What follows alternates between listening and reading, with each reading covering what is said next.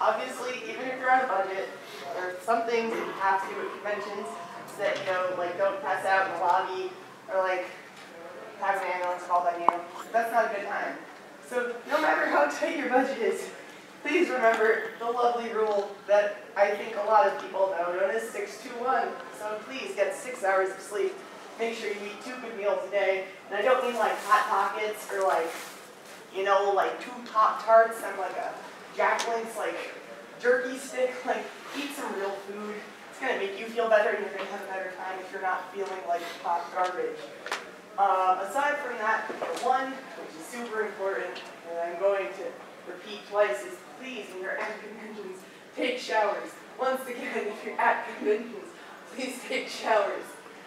The showers in hotels are free. If you're staying with a friend, they probably have a shower. If not, find a stream, make do.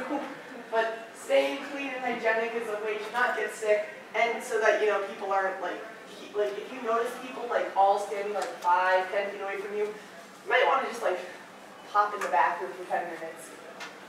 So on that note, actual stuff then. So one really big one. Yes, I have notes now. We are set. What a thought. So the first thing, obviously, if you are traveling and you are not at your house, you need somewhere to sleep. And if you need somewhere to sleep, you don't want to be, you can sleep in your car, but that's not going to be a great time. So my advice, if you're traveling, a lot of people here, they want to stay in the West End, they want to stay in the hotels that within a couple blocks walking distance.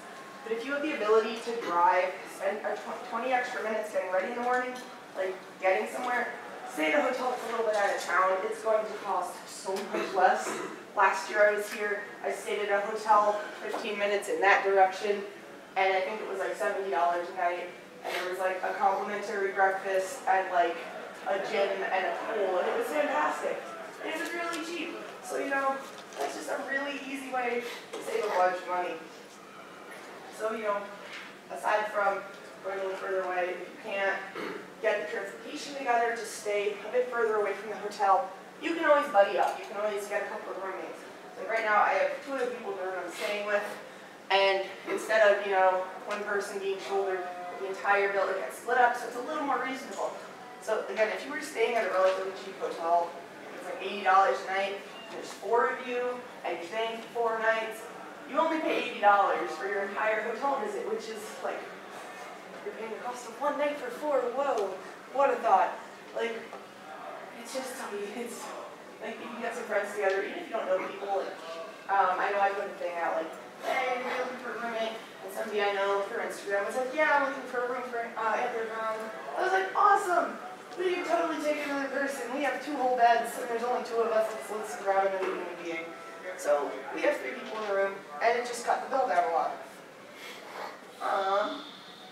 So I know a lot of people want to stay in the West End in con spaces because it's close by. You don't have to worry about transportation. There's a lot of other people around who are at the convention. There's people to talk to. There's always stuff going on. But it's really also interesting to stay outside of the direct radius of a convention center because, the morning I went down to breakfast with like a 6-foot-long tail and giant pink feet on. People are like, what's this? And I got to be like, oh, I'm going to this cool convention. It's like all about costumes and art, and it's really, really cool. You should totally check out the website if you want to find out a little bit more. And it's really interesting to have these conversations with people because people are curious. And I know a lot of people might think that if somebody notices or somebody mentions like, oh, is that furry? It's immediately negative. But in my experience, especially with a lot of adults, I'm technically adults. I don't think I'm like an adult, but kind of sort of. So if they get interested, it's like something they're not used to. And I was sitting at breakfast and this woman came over and she sat down and we had a whole conversation about the convention and this leadership conference. She also runs what I was familiar with. And it was, it was a cool 20 minutes. It was a great, it was like a really interesting conversation. I wasn't just sitting there alone with my bagel. So, engaging with people is really, really cool for that. So your food. Food is another really big expense whenever you travel because you need to eat food. or else you're hungry, and that's not a good time. Personally, I had 8 granola bars this morning, and I'm not listening to my own rules. I'm going to need to go get breakfast or lunch at some point. But a really great way to save on food is, if you can, if you have space in your luggage, or if you're driving, bring your own food. And if you stay in a hotel that has a microwave in the room, bring like soup, bring some like frozen dinners. They have the little tiny fridges in a lot of hotels, and you can spend maybe like $10 a day, $5 a day on your food, rather than going out to McDonald's every single day and eating a quarter pounder with cheese and some fries, and then being like, why did I do that? So it's easier to like eat better so that you're not feeling like, again, hot garbage. That's never a fun time. And it's easy to save on that. Some super cheap and really easy things to transport are ingredients for peanut butter and jelly. Get a jar of jelly, get a jar of peanut butter, get some bread. Boom, you have lunch for the entire convention plus snacks, because no person is going to eat 6 peanut butter and jelly sandwiches at once and then be like, I'm out of bread, that's it. So you're set for the weekend. Granola bars are awesome. They fit in your backpack, they fit in your pocket. If you have I have this little dinosaur backpack that holds nothing, but I can get some granola bars in there. So they're great to carry around. If you're staying at a hotel that has a complimentary breakfast bar, you can snag a couple apples or oranges or something and just kind of pocket them, which you're not supposed to do, but free fruit, why not? Cereal's great, obviously, little baggies, carry that around. Pretzels, something just to snack on if you're getting a little hungry and you may not have the time to run out and get something to eat. I mean, obviously you don't need to only eat granola bars and peanut butter and jelly the entire convention. You should totally budget in a little extra spending money so you can go out with some friends and people you've met to go get lunch, go get a bite to eat.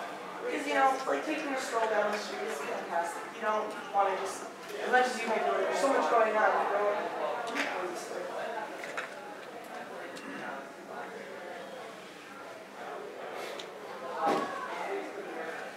I have no idea how to close that door, so I'm just going to be a little louder. Whee! So, where was I in this? So yeah, budget a little bit in for food, for snacks, because obviously while you want to save this money, it's not a bad thing to have, an extra $30, $40. Just, if you want to grab a snack, grab a bite. So for dinners are obviously, dinner is usually a bigger meal for most people, and you don't want to just eat peanut butter and jelly sandwich for 3 meals out of your day. It's it'll get kind of repetitive. So again, if you have a microwave in your room, if you can get microwavable soup, mac and cheese, stuff like that, something that's gonna fill your belly, make it last you through until the morning when you get breakfast, that's awesome. They don't take up a lot of space. And if you don't have the luggage space, there's always grocery stores everywhere, because people need to eat food no matter where you go. So if you go to the grocery store, you can pick up, your supplies, your snacks, and all that, and be set for the week. One that sounds really weird that I've tried before, it's actually really good, is if you have an ironing board in your hotel room, there's a little bit of pre-blending that's due into this. If you get some bread and some cheese and aluminum foil and some butter, you can make grilled cheese sandwiches with the iron and the ironing board. Obviously, keep the foil over it, but they actually turn out really good. They're crispy, the cheese is melty. It's a very good time.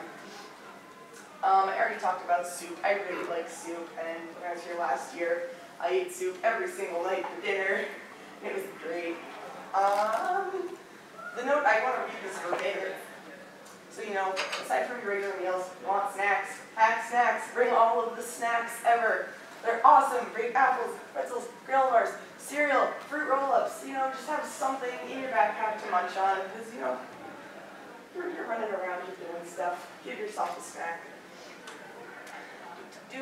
Alright, so for entertainment, which seems like a weird point to bring up, if you're at a convention, there's you're surrounded by entertainment. There's music, there's panels, there's people, doing what they do out in the con space. It's always a good time. There's other stuff going on. And even if you have, an hour and a half, 2 hours where you don't have anything going on, and you don't necessarily, if you don't want to go out and wander around and worry about what if I get lost and my phone dies. Again, there's just there's literally thousands of people at these things, and you can just find somebody and just have a chat, walk around, just watch people. People watching is a great way to take up time, and it's free. And it's entertaining, you know, like just seeing what's going on in the States. And again, if you're comfortable with the area and kind of know where you're going, walking around outside is awesome. There's usually, you know, especially if it's in a city, if you're in Pittsburgh or a city, I can't even remember, like, or Dallas, like say you're at TFF and you're in Dallas, you know, there's stuff going on in the city. It's pretty cool. So a big cost for every single time you travel is obviously your transportation. If you live, you know, halfway across the country, it can be really hard to drive somewhere. You know, you're looking at like over an entire day driving, and nobody wants to spend over an entire day driving. It's tiring, it's exhausting, and it's not a fun time. So obviously you can fly. One thing about flying, obviously, is it's expensive. It can be kind of hard to get everything you need with you, especially if you're a suitor. It can be kind of difficult to get all your costume bits in the bags without having to pay, you know, $50, $60, $70 to have that extra suitcase with you. So if you are willing to spend the time, you can take Amtrak, which is what I did to get here. I'm from New York. I was like in upstate New York, and I had like 6 transfers later, Pittsburgh. You know, I was traveling for probably 8.5, 9 hours. But, you know, it was like half the price of what a plane ticket would have been. There was so much leg room, and little life advice. Amtrak doesn't check your luggage for like size, so you can bring like an entire duffel bag with you and be set. There aren't luggage fees on the website. It's like, oh, regulation sizes, but they don't check. So you can just kind of bring your stuff on, stick it on the rack, and you're good. It is way less hassle than an airport. You don't have to like deal with the TSA and the crowds and like the screaming children. It's just, you go, you walk in, you scan your ticket, boop, and you're good. You get on the train. It's fabulous. As I was saying, it's relatively cheap. I was looking at flights out here, and a flight for me from the airport I could get out of was about $280, and that was round trip. Meanwhile, I was able to get my Anthrocon tickets, which included 2 transfers, for $140, which still isn't super cheap, but it's half as much, which is way better. Obviously, the main thing that's going to be cheaper than taking a train out is driving, but again, that's a really big time commitment. If you have the time, drive. You can bring food, you can bring snacks, you can play your own music. If you have friends to come with you, bring those friends with you. It's going to be, you know, road trips are awesome. You can play like road games, do like I Spy, and go on. It's free entertainment, and it's easier. Also, the legroom on trains is fantastic. I just want to put that out there. If you're tall, you can just stretch. It's great.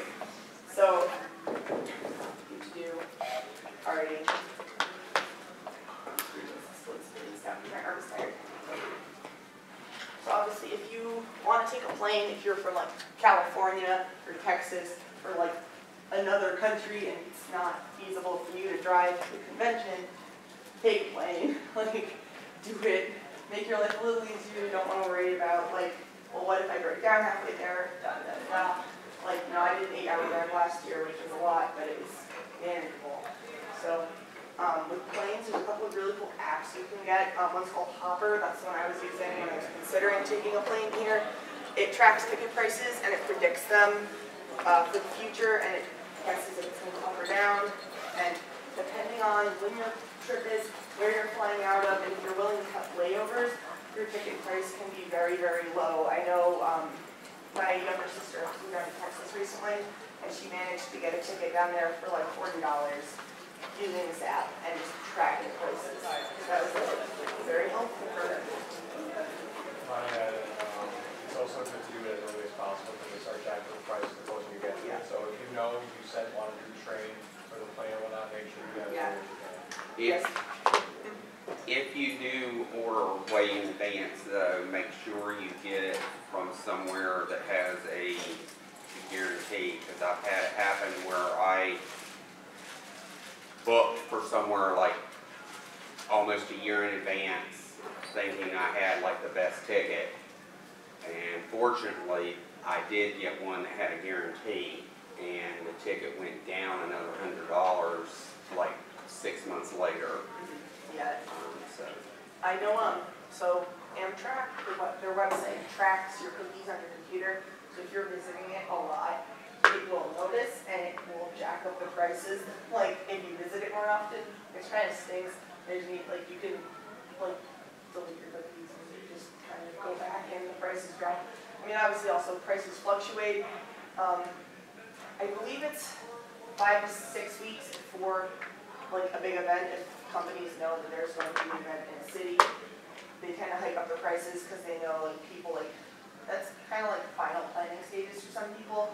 So they're like, well, we're going to get them, we're going to charge extra money, we're going to make more money. That's like, and they do that, and you know, like, go to them, props to them for figuring that out. Like, do what you're going to do.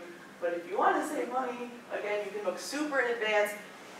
Or if you're a risk taker and you like to live on the edge, you can wait until like a couple days before, because then they'll go, oh no, the plane's not full, they drop them. And again, that's really risky. There's no guarantee you'll get a ticket if you do that, so I wouldn't advise it. But again, if you're living on the edge, if you want to take that chance, go ahead. And okay, so big one for your convention. People always go, well, I don't want to go to a convention if I don't have a costume, if I don't have X, Y, and Z. And like, I understand that, like, I just walk in and like thing, but like, obviously you don't need to have a fursuit or some kind of costume to come to a convention. Conventions are for absolutely everyone. If you have no idea what's going on and you're just like, huh, I wonder what this is, neat, I want to go check it out, pop into a few people, fantastic, do so. Or if you're like super into it and you want to bring like all 4 of your fursuits, pack them into duffel bags, get them on that plane and get over here, awesome too. You know, everybody has their own levels of interest, the level of commitment they're willing to put into things.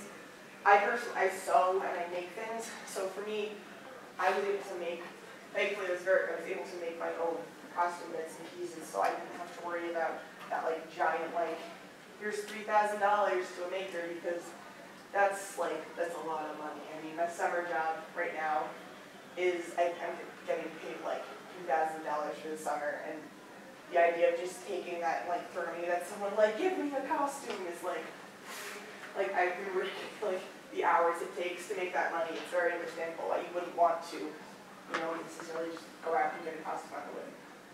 I forgot. For the food, I can't see anything else. So, I know this is a really big problem for me last year. Impulse buying at conventions is almost unavoidable. You go into the dealer's den, you go into Artist Alley, and you're just like, I want one of everything. Put it in a bag. And you just want to go to like every table, be like, give me all yours, like give it to me, I want it. But obviously, unless you have like, you just won the lottery, that's not really feasible. So I found the best thing that I did this year, instead of, you know, walking in with my like debit card in hand, ready to buy whatever I wanted, I take money out of the ATM, and that cash that I have on me, that is my limit in our selling dealer's den, so that's all I'm going to spend, and that's it. Depending on your budget, depending on how much you've saved up, that changes person to person. Some people don't buy anything with Anthrocons. I know last year I spent like $15 and that's it, because I got like, actually no, I got a t-shirt and like some pins. So, you know, like low budget there. Some people want, you know, find the perfect artist and commission artwork or costumes. So, you know, their budget that we're gonna have to set aside for that is gonna be a bit higher. So I'm gonna be talking about like budgeting money aside and stuff. Well, we're talking about cons on the budget. What about budgeting? But we're rolling into that right now. So, obviously, if you are planning to go to a convention, hopefully you were a little smarter than I was, and you started planning to put money aside for this before, you know, like 2 months beforehand. And you've been planning for this for a couple of months, and you've been able to start setting that money aside. And obviously, you don't want to take like your entire paycheck and just be like, this is for Pittsburgh. This is what I'm doing with it. If you are in a position where you can take, you know, a good chunk of your paycheck and put it aside specifically for a con, that's awesome. But you know, if you are looking for a way to kind of do it a little more slowly, and you have the time to, you know, if you have like 5, 6 months, you can, you know, take like $40 out, or maybe $40, $50 out. You know, by the end of it, you're gonna have a couple $100. And depending on your transportation and your hotel, that might be enough. my overall budget for this con, I think, was like $500, which, you know, it's still like, that's up there. But for me traveling across an entire state, staying in a hotel for 4 nights, and having budget for food, like entertainment and like luxury entertainment, like items and stuff like merchandise, like that was relatively reasonable for myself. And like obviously the biggest thing I was able to save a bunch of money was instead of, you know, being like, I'm just gonna get a room in the West End alone, I'm with 2 other people, so we split the check up, and it's like way more reasonable, which is the hotel cost is actually like half of what it's spending here. But you know, that point aside, if you're willing to do it, do it. They talked about food stuff, you know, you buy, you do that, and I keep like brain training. Yes. What about parking? Parking's rough. All right, so I know right now parking I'm not like worried about because I'm trained. If you drove here or you're like kind of sort of local and you need to park, parking garages can be ridiculous. You know, if they know there's a con going on, they're like, ooh, put that price up a bit. So if you are if you can stay a little bit out of the way, like 15 minutes, 20 minutes out, hotels that aren't like super close to city centers, convention centers, will have either cheap or free parking. I know the hotels had last year free parking, and there was a free shuttle to and from the center. So that was a really big bonus. So like if you're planning a hotel and you're planning on like using their shuttle service, obviously figure out their schedule. It was kind of inconvenient because, you know, it left like early, which was good, but then I had to come back at like 9 p.m. and couldn't stay for bigger panels. But you know, it's kind of like a give and take. If you're willing to, you know, miss that like last 2 hours of the night and save money on your, like, you know, save $40 a day on your parking, like, do it. The other is just making sure you're checking parking, because the hotel we're at, the parking is valet only, and it was $32 a day. But I have our 2 vehicles in the city garage, which is still expensive, but, and I had to check around which garage cost what. And I have it in the city garage, both of them in the city garage, that are $12 a day. Now, they don't allow in and out privileges where the $32 a day has in and out privileges, so you have to decide, are you going to leave your car parked all weekend and just walk everywhere, or are you going to... But 32 versus 12 is a big difference. You know, you got to weigh, it's like especially when you got 2 cars. Cost-benefit analysis kind of situation. You got to do your research if you want, like, if you're willing to take those cons out of something, like, you know, walking around for the weekend, but it's going to save you, you know, $20 a day. That's, you know, like probably like $100 total if you're here for 5 days. Do it. Take that. The con actually has a list of parking, so I just wanted to add to that before we go to the next topic. The con actually has a list of the parking structures and how many, what they are daily rate, what their weekend rate is. And just springboarding very quickly off what you said, the parking structure I'm in is $10 a day, and they allow unlimited entry. And I pick Thursday, Friday, You got to shop around. Hotels, parking, transportation, shop around. You'll find something. Springboarding on what he said, the Amtrak station, I think it's away from the convention center, that's $12 a day, and then if you go down, cross, and back over, there's another lot for $10 a day. You know, I know there's one that's over that way, I think. That's Grant Street parking, that's the $12 a day. Yeah, no, that's $5 or $6 or something on weekends. On the weekend, And yeah. on July 4th, it was that way too. Right. So maybe the key takeaway is just always, there's always a better option. There's like other ones that are often like, make phone calls, do some research. If you're not sure, be like, hey, I'm wondering what your rates are. Just bring them up. You know, most of the time they're willing to answer questions because answered questions means that you're a potential business. So like, they're not going to be like, I don't want to talk to you, we just have time. They're going to be like, oh yes, talk to me and give me your money in a day and a half. Like, they want you to like use their services. If you do fly in, if you don't think you're gonna, you know, maybe you'll see some of the area, use the super shuttle or something to get here, and then there's public transit that's free in most of Pittsburgh, I mean, in this con at least, and maybe a slight charge elsewhere. If you don't think, rental cars are so expensive. If you don't think you're gonna need it, just come here and then use public transit and then go back. You can do it that way. There's so much to do within, what, 5-6 blocks of this convention center specifically, that if you're staying in a hotel that's like right nearby, you don't, as you said, you don't need a car. Don't rent a car. It's, like, geez, how much rental cars right now? There are a lot. They add about $80 or $100 or something in fees. Yeah, no, it's ridiculous. We had to rent a car to go. No, we just had to rent a car to car broke down, and I think it was like $400 for like a couple of days, and that it was ridiculous. So yeah, again, if you don't rent a car, don't rent a car. And if you do need to rent a car, obviously there are multiple car rental services, and you just again. Do your research. Always do your research. If you're looking at, again, cars, anything, do your research. Again, building on the car rental thing, if you're under 25, don't rent a car. It will be obscenely expensive. Do it, that's why I don't. No, car rentals under 25 are not a good time. I think there's 1 or 2 car rental services that does specifically target people who are under 25.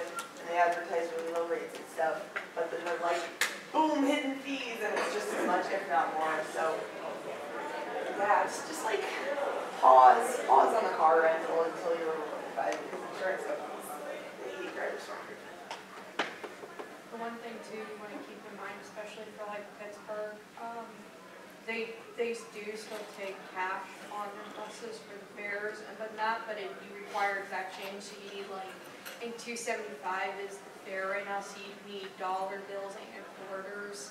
So if you do take that, that's something to also keep in mind.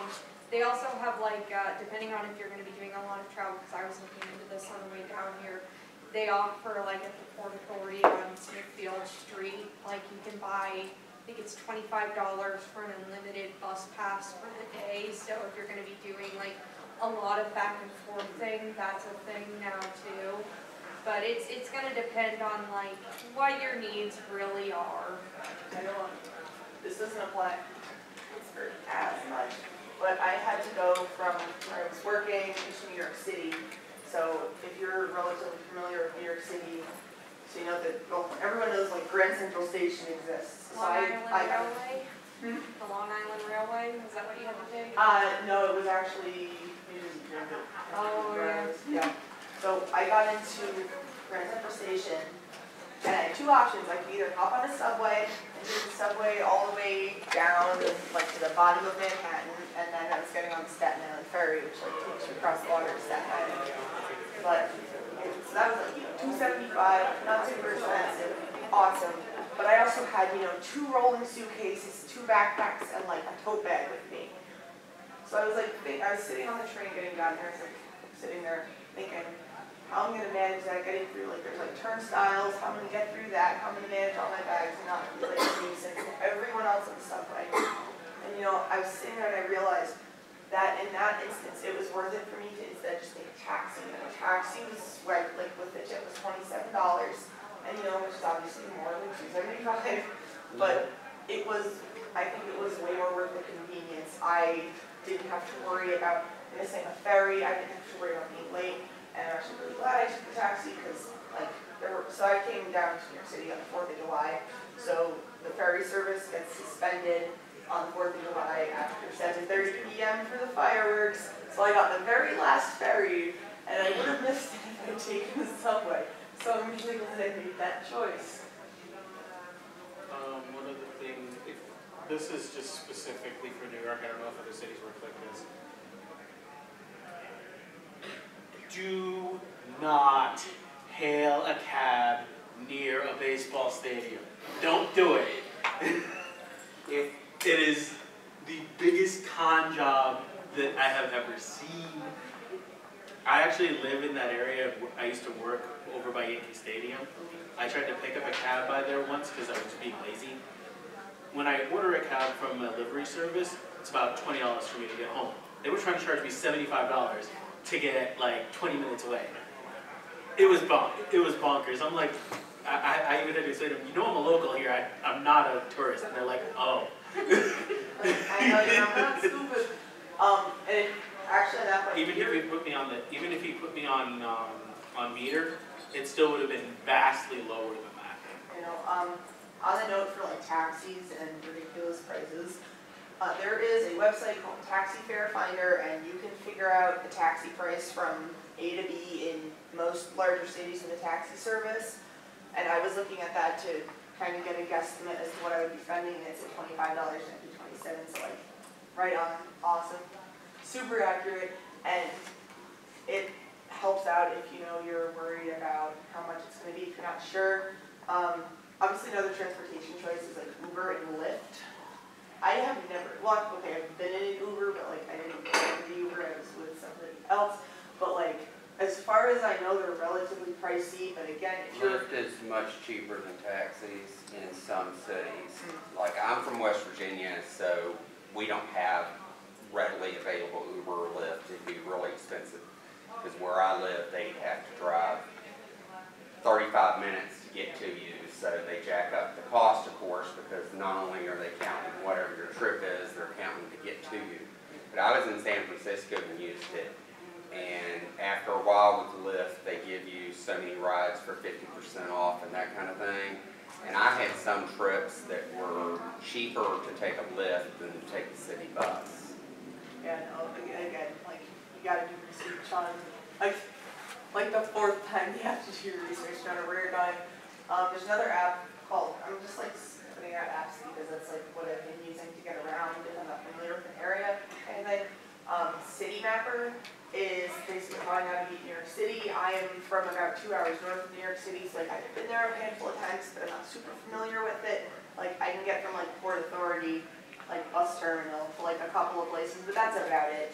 So it's awesome because it gives you bus routes, it gives you subway routes, it gives you train routes if you're like a little bit further out of the city center. It will also give you walking routes, taxi estimates, Uber estimates, and Lyft estimates. So if you are looking for options, City Mapper gives you every option you could think of.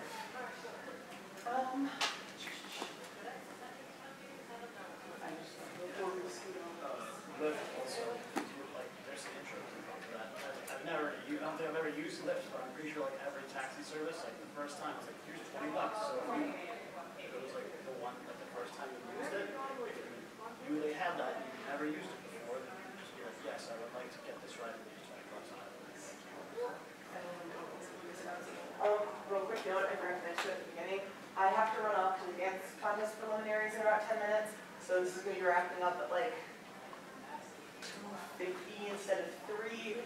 It's like obviously the room's going to be open for 10 minutes after that, so if you like want to hang out and chat, that's awesome. But yeah, I'm going to be off in a couple minutes. So, my last little like round out. Obviously when you are traveling and going places, if you are, we're going to say this hoping everyone's doing what they're supposed to be. If you are over 21, you want to go out, you want to get drinks, you want to go out and do evening entertainment, like, awesome, cool, go have fun. But obviously, if you are going out to like a bar or something like that, that's going to put like, depending on what you're drinking, how much, blah blah blah, it can put a very significant dent in your pocket. I have a couple of friends from college who went out one night and they came back, and in the morning they had each spent like $150 at like 4 different bars. So that's something to be really careful about. So if you're worried about like spending too much, like if you're out and about, like if you're at a bar or something, again, like just bringing cash with you is awesome. That is my way I control my spending. Wherever I go, if I'm going to the supermarket, if I'm just going, out to take a stroll with friends, if I'm at the mall, if you bring cash and you only bring your cash, and you like even if you you leave your debit card at home, you can't spend more than you have. So if you limit yourself to $60, you have $60 and that's it. A safer way to do that, because as a parent, I've sent teenagers to events and things. Go ahead and pay. I know AAA, we did it through AAA. We bought them their own debit accounts that we have specifically for cons. and they were like $5 to do it. It's a prepaid card, and you can load a set amount of money on it, because there's certain places in certain cities you're walking, you don't want to be carrying any amount of cash, because if somebody knows you have any amount of cash, you're likely to get robbed. Yeah, it depends, again, And the thing about these is, even though you can limit, like, okay, my budget for the week is on this card, and if I spend more than that, then I'm not gonna, if that card gets lost or stolen, all I have to do is make one phone call, and it's frozen and it's guaranteed. do those have like a overdraft policy if there's like an emergency situation? Those don't, those can't. And they now have, my teenagers now have their own accounts that I can put money into. But these were good for like sending them on school trips and things like that, so that. Have some like emergency money in case something happens. Yeah. You know, I know. Oh, there goes my voice. It's held up this long, I'm surprised. So, on just the note of like cards and such, I have 2 bank accounts. I made a student checking account when I was in high school, and I've had it since. It like rolled over to like a regular checking account. Thank you, TD Bank, for not having minimums. I had like $3 in my bank account for over 2 months. Woo! I love being a college student. Ramen. If you have like a savings account, if you have 2 accounts within the same bank, if you have a savings and a debit, or savings and a checking, I should say, a lot of banks won't charge a transfer fee if you're going from your savings to your savings to your checking account.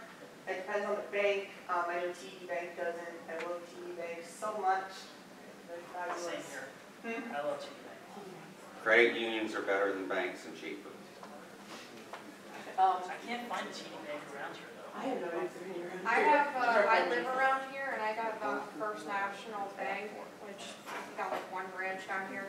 And they're actually pretty nice because they don't charge between transfers, but I have like, I think a limit of like 5 or 6 transfers per month. Same here, And, like, I use for- Chase, it's the same kind of thing, like, you only have a set, I Yeah. think like 5 or 6 transfers before they start. Yeah, and they have it so that way if you want to, you can set it up like, oh, you accidentally overdraft, well, it'll just pull from your savings account instead of giving you an overdraft fee. Just the last point I'm going to make is because my mom drilled this into my head so many times, because it's something she always stuck to, and it's something she very strongly encouraged me to do whenever I went anywhere, if I was saving up or something. Obviously, if you're on a budget, you don't want to spend more than you have to, but always have a cushion, she likes to call it, a little like safety cushion. Have, an extra $100 in case something goes wrong. If you need to go to a hospital, I mean, obviously it's not going to cover hospital bills, but like if you need to do something, like you're in a car and you need to like call someone or get something done in your car, you should have some extra money. If you are planning on driving, your cushion should be bigger, because I know my friend's car broke down a week here last year, and it's like $300 for them to get it fixed. So it depends on your situation. I know for me, my cushion is about $150. That was in case the train ticket didn't go through, I had to catch an extra taxi or 3, depending on what's happening, or if things were extra charges that I didn't know about. So it's always good to have a little extra money, because you don't want to be worried about like, oh, I only have $40 left, and I still have to eat tomorrow, and I have to get a taxi, and like X, Y, and Z. So like having that little like breathing space is a big stress reliever, and you don't have to worry about, not eating on your last day of the con because you have $10 left and you need it to get to the airport. So just like leave yourself that nice little like squishy space, a little bit of extra money, which obviously like that's just another thing you have to plan for. But like just like hope for the best, plan for the worst kind of thing. Like have some extra money, make sure you have contacts, make sure that you are like knowing what you're doing so that you don't get stuck somewhere. So yeah. I've got to run. I have like 5 minutes if anybody wants to say something or have a question. Couple other suggestions that's not necessarily applicable to Anthrocon as easily, but I go to several different cons for several different communities, and one of the way that I've helped budget is seeing what volunteer opportunities there are.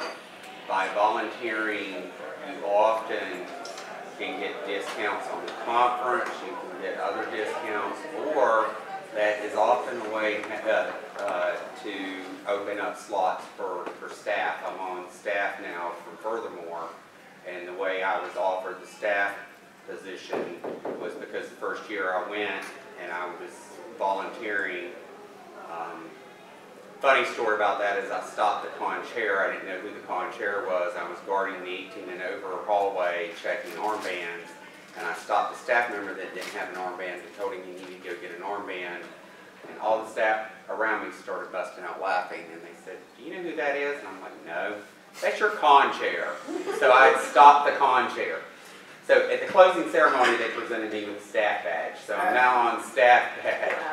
So, I mean, it doesn't cover all. I mean, like Furthermore, for example, as a staff member, I don't pay the full conference fee. Of course, I have to pay it for my wife and my daughter and my other daughter and all that, so it's still not. But my point is here, by volunteering, you can cut down your budget for either that year or future years.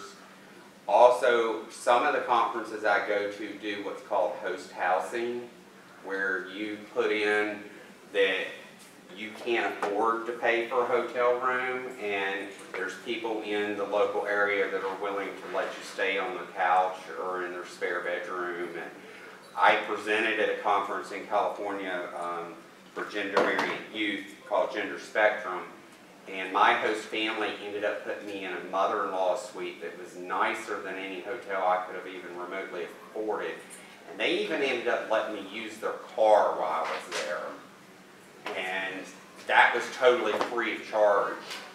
And the conference itself cost me about half of what it was because I did a presentation one day for 4 hours. Something similar to what you're doing is I held a session and did a presentation, therefore I got the conference for like half the cost. There's like a little tiny convention that happens at my college, and they will give you a discount, A, if you're a student, and B, if you're presenting, and C, if you volunteer. So I was like on a security slot for 2 hours, and I was just like walking around and being like, "Where's your con badge?" And if they didn't have it, I'd be like, "Go get it or leave." And like that's what I did for an hour and a half, and you know, I did nothing because like it was a college convention, it was itty bitty. But yeah, I totally forgot to mention like another lodging thing. I know it can be a little iffy sometimes, but I have heard a lot of really good things about Airbnb from a lot of people. Obviously, when you're doing that, you have to be careful and again do your research on it because some of them are a little sketchy. But if you just double check, triple check, quadruple check that where you're going is all right. Airbnb can be really cheap and like really nice because you're not just like alone in a hotel room. There's like sometimes there's like if there's like somebody else staying there, you can be like, "Oh, howdy, hey, what's going on?" You have someone to chat with. So yeah, that was the thing I forgot to mention. I've got to skedaddle. Thank you all for coming. I hope you learned something, if not multiple things.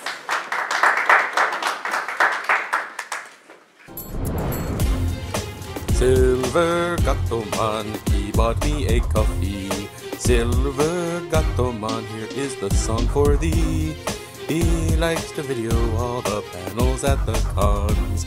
You should go and watch them whether they are short or long. Silver Gattoman, you video that's not a jibe. All of you go to his YouTube channel and like and subscribe.